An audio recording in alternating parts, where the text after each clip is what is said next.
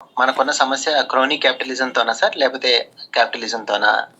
మనకున్న సమస్య క్రోనీ క్యాపిటలిజంగా మారిన క్యాపిటలిజంతో. మనకున్న అడ్వాంటేజ్ ఏంటంటే క్రోనీగా మారినాక క్యాపిటలిస్ట్ దొంగని ఈజీగా అర్థమవుతుంది. ఈ అడ్వాంటేజ్ మనకి ఇచ్చినారు వాళ్ళు, థ్యాంక్స్ టు దెమ్.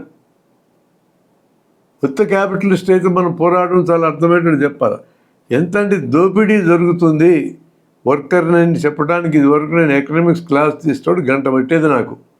ఇప్పుడు నాకు 2 నిమిషాలు పడతావు. నువ్వు బ్యాంకుల్లో అప్పు తెచ్చుకుంటే నువ్వు రెగ్యులర్గా ఇన్స్టాల్మెంట్స్ కట్టి ముందుగా కడితే నీకు పెనాల్టీ వేస్తావు. 25 లక్షల కోట్లు ఎత్తుకెళ్ళని దగ్గర విమానాలు ఎక్కిస్తారు. అయిపోయింది, అర్ధ నిమిషంలో చెప్పేసి. దోపిడీ జరగదు అంత ఈజీగా చెప్పగలను. ఈ అవకాశం నాకు వాళ్ళు ఇచ్చారు. అట్లాంటి ఎన్ని ఉదాహరణలు ఉన్నాయి మన చేతిలో. అది నేను అనేది, ఈ అడ్వాంటేజ్ మనం వాడుకోవాలి. అది నష్టమే జనానికి. ఫైనల్గా నీ అటాక్ క్యాపిటలిజం మీదనే. క్యాపిటలిస్ట్ రూల్సే కదా క్రోనీ వాడతాడు, వేరే రూల్స్ వాడు. క్యాపిటలిజంలో దాపరికం ఉండి కనపడకుండా దోపిడీ చేసుకోవాలి. వీడు బహిరంగ కనపడుతున్నాడు. ఇది మనకి ఈజీ కదా. శత్రువు కనపడితే మొబిలైజ్ చేయడం తేలిక కదా. బ్రిటిష్ వాడు కనపడుతున్నప్పుడు జనానికి ఎదురిష్టం తేలిక కదా. మన నల్లలు వచ్చిన తర్వాత మనోడే కదా అనుకుంటూ మనం ఊరుకున్నాం కదా.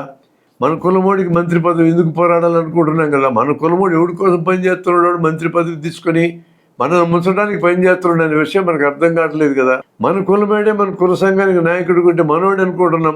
వాడు ఎప్పుడో పెట్టుబడిదారుల పక్క చేరిపోయిన అనే విషయం మనకు అర్థం కావటం లేదు కదా.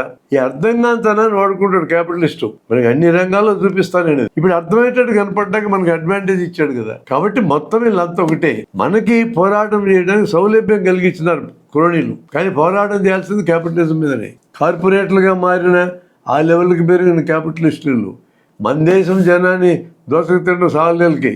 మనకంటే బికారులు ఉన్నారు ప్రపంచంలో, వాళ్ళని కూడా దోచుకోవడం మొదలుపెట్టారు.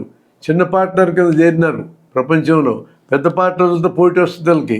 దే ఆర్ నో లాంగర్ దళారీలు కాదు వీళ్ళు. ఇప్పుడు వాళ్ళు దళారీలు అని అంటున్నాం, తప్పది. అట్లాగే మన అండర్స్టాండింగ్, గతంలో అండర్స్టాండింగ్ ఇంకా వ్యవసాయక దేశము గిరుసు మాట్లాడుతున్నాం.